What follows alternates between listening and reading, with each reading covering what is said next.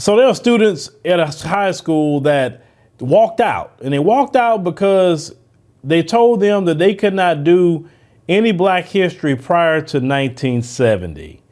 And our wonderful students decided to walk out, and rightfully so. Let's roll that.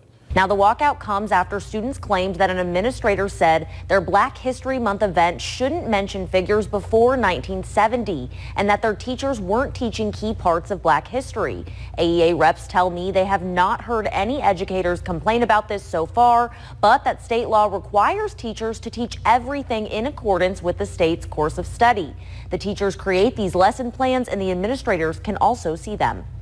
So they can't talk about the civil rights movement because that was prior to 1970. They can't talk about Jim Crow. They can't talk about Reconstruction. They can't talk about slavery. They can't talk about any of that because, as you see right now, it's a concerted effort by the white supremacists to try to erase his history in this country. That's not going to happen because we as Black people is not going to ever let you forget what you've done to us.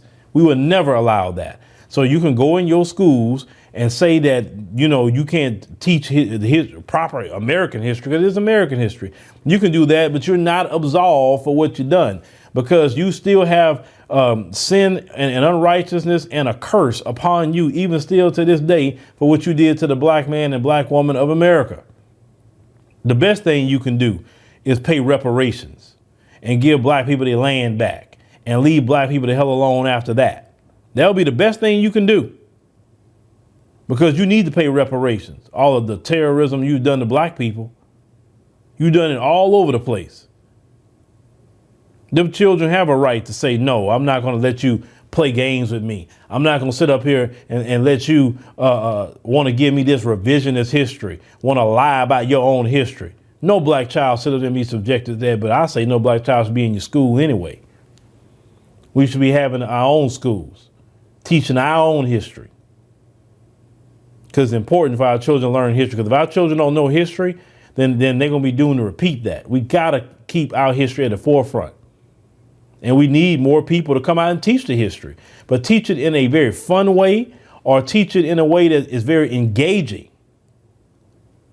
Because I can't do it all. And other people can't do it all, but a lot of you can. So get it. So we need more content creators going to focus on history.